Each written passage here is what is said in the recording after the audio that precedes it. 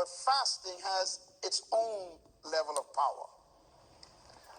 Fasting is like adding a new combustion horsepower engine to your old engine.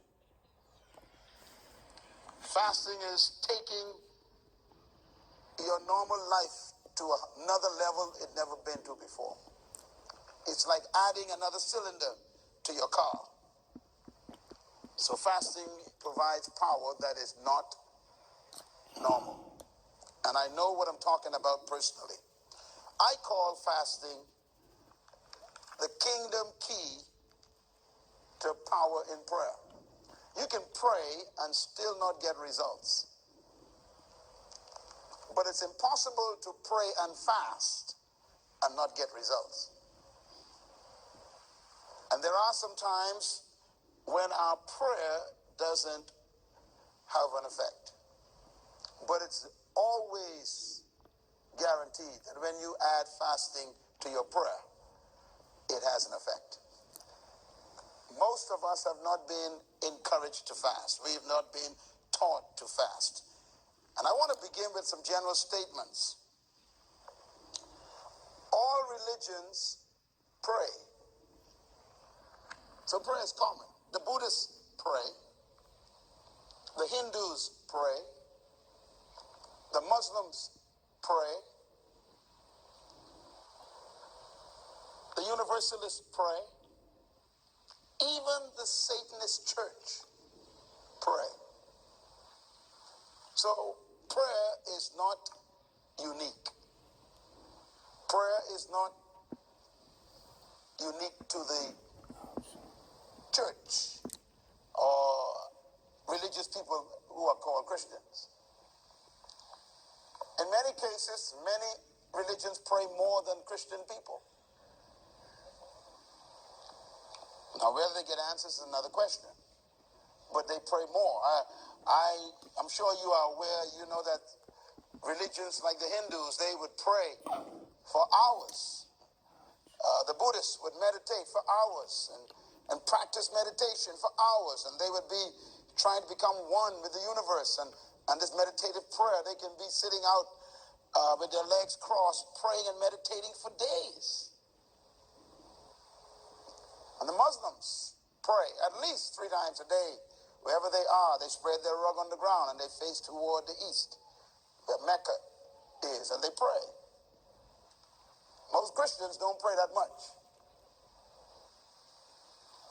So prayer is not the issue. Everybody does it. Of course, questions come up in your mind. Who are you praying to? What are you praying? And whether your prayer will be heard or whether it's being heard at all. These are questions that are out there. Christ himself told the Pharisees, you pray and you think that you might be heard because of your much speaking.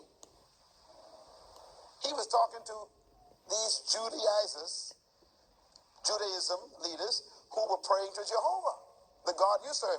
But he says, you think you will be heard because you pray these long prayers. In other words, you can even be a believer in Jehovah and still not get your prayers answered. So it's not just the Muslim and the Buddhist and the Hindu and Confucius and all the others. Even the saints called the Christians could be praying and not get any answers, because he said your much speaking doesn't guarantee answers to prayer. And again, we learn in this consecration that prayer has very little to do with how long you pray. Big words don't impress God. So prayer is common. Point number 2, prayer is not an option for us. Fuse is a world-class industrial application platform that brings AI-enhanced Node-RED to the market, empowering teams to build, deploy. It is a necessity. God didn't leave prayer up to a decision that you make. He made it a command. Prayer is a command. You shall pray, God says. When you don't pray, you are disobedient. So you are about to enter into an experience that's going to make God very pleased with you. pleasure to God, he then delivers what he promised. So prayer is a command. It's a law. It's a command. That leads me to point number 3. Prayer is the most common experience of the believer. And what I mean by that is every time anyone gives their lives to the Lord, they are told they should pray.